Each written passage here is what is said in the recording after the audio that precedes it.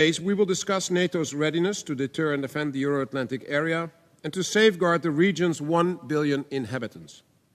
We will discuss NATO's ongoing missions and operations, the NATO defense planning process, and the implementation path for a multi-domain enabled alliance by 2030. A key topic on our agenda is our support to Ukraine. This includes the NATO Security Assistance and Training for Ukraine, NSATU, which has begun to assume responsibilities, and the Joint Analysis Training and Education Center, JTEC, where we work on fostering long-term interoperability with NATO. Today is the 1057th day of what Russia thought would be a 3-day war. And we see the 3-year mark next month. In his New Year's speech, President Putin stated that his only regret was that Russia had not invaded Ukraine sooner. And he has declared 2025 to be the year of the defender of the motherland. The reality is that the Kremlin has not achieved any of its strategic objectives, whilst 700,000 Russians have been killed and wounded, and the entire Russian population suffers under the brunt of the war effort. Meanwhile, Ukrainians are being faced with torture, rape, kidnapped children and adults, a complete denial of their identity, filtration camps, and mass graves. The fight for freedom is not a pretentious slogan here. It is what they do every day.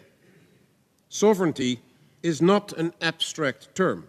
It is the difference between deciding your own fate or having it decreed in Moscow. Ukraine needs and deserves our full support. Our support is not charity. It is in the political and military interest of the alliance to do so. We need to show the world that democracy can and will win, and that democracy is worth fighting for. It is not a perfect system, nor is it self-sustainable, even in countries where it has existed for centuries. But it is worth risking our lives for, because without choice, without freedom, without the rule of law, what is there? How can we ever build a safe and prosperous world for our children? This realization has sunk in not only in NATO countries, but across the globe. That is why NATO and its partners around the globe have strengthened ties. I'm immensely happy that we will have 27 of them represented during our meetings here today and tomorrow, and that we can discuss at the top military level how best to tackle pervasive instability around the globe, and how we can enhance our military cooperation, standardization, and interoperability. Russia's war against Ukraine has global repercussions, and NATO is also deeply concerned about the role that China plays in international security. There is zero transparency about its military buildup, including its nuclear forces. China continues to display increasingly aggressive behavior against its neighbors, and it is a crucial enabler of Russia's war effort. The best response to all this is to stand together firmer than ever, to be closer than ever, and to be more united than ever. And that is exactly what NATO and NATO partners are doing. It is up to all of us to make sure that democracy triumphs over autocracy and that accountability triumphs over impunity. We have it within ourselves to build on the groundbreaking work that has already been done. And with that, Mr. Secretary General, I kindly invite you to provide your opening remarks. Well, thank you, Admiral Bauer, dear Rob. Sorry, I have to wait until this Rutte. Yeah, there it is. So thank you again, Admiral Bauer, dear Rob, and good morning to all of you. I'm very honored to be here with you today and to address you, the military leaders of all of our NATO countries gathered in this room. And I'm excited to start this important dialogue with you. For now, still under Rob's very capable leadership, and soon with Admiral Dragone as the new chair of the Military Committee. So thank you, Rob, for your tireless service, and welcome to Admiral Dragone. The next summit in The Hague is about 6 months, 5.5 months away. And our objective is clear. We must continue to do all we can, all together, to keep all of our people safe. Our future security is at stake. Russia's war against Ukraine rages on. Russian hostile actions against our own countries are accelerating, with cyber attacks, assassination attempts, acts of sabotage and more. We used to call this hybrid, but these are destabilization actions and campaigns. Russia is hard at work to try to weaken our democracies and chip away at our freedom. And it is not alone. It has China, North Korea and Iran by its side. Meanwhile, many other dangers persist, from terrorism to nuclear proliferation, disinformation and climate change.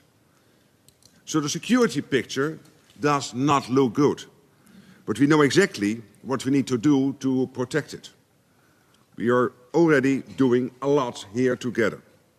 All allies have been increasing investment in defense. Thanks to you, our military leaders, we have robust military plans in place. The readiness of our forces has increased. Military exercises are larger and more frequent. And this is all essential but not sufficient to deal with the dangers coming our way in the next 4 or 5 years. Indeed, I said this in a speech last month, which you referred to in your remarks, Rob, but let me say it again. To prevent war, we need to prepare for it. It's time to shift to a wartime mindset. And this means we need to make our defenses even stronger by spending more on defense, producing more and better defense capabilities. We need to support Ukraine more to change the trajectory of the war. We all want it to end, but above all, we want a peace to last. We also need to work hand in hand with our partners across the world. I'm so happy that we have an opportunity later today to speak with them. Security is a team effort. The bigger the team, the safer we all are. So my priority going forward is to ensure that we do what is necessary, fully and fast, on defense, on Ukraine and on partnerships. And for this, I count on your continued engagement and your continued support. I look forward to discussing all of this with you today and to working you with the months and years to come. For this moment, thank you very much. Thank you, Mr. Secretary General. Thank you, Mark, for your inspiring words. Ladies and gentlemen, our sacred task is to support and enable the work of our band of 3.5 brothers and sisters in uniform who defend our great alliance. Let us recognize their service and sacrifice, for they are defending the democratic values and the rule of law that form the fabric of our societies. On behalf of the Military Committee, I want to express our gratitude and respect for their courage, their professionalism, and their dedication. Our thoughts are especially with the loved ones of those men and women who paid the ultimate price for our freedom, and with all those who are dealing with the physical and mental effects of their time in service and who are looking for ways to continue serving beyond their service. We honor them as they honor our great alliance. Please stand.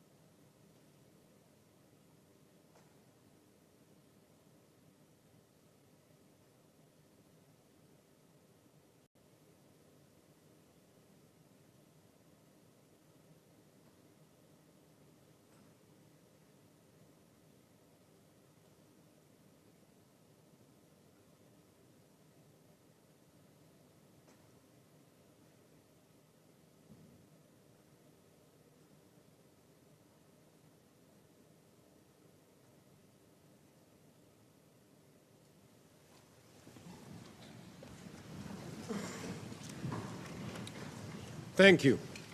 We will now discuss with the Secretary General the current political objectives and guidance ahead of the Hague Summit. I would like to ask the media to depart the room.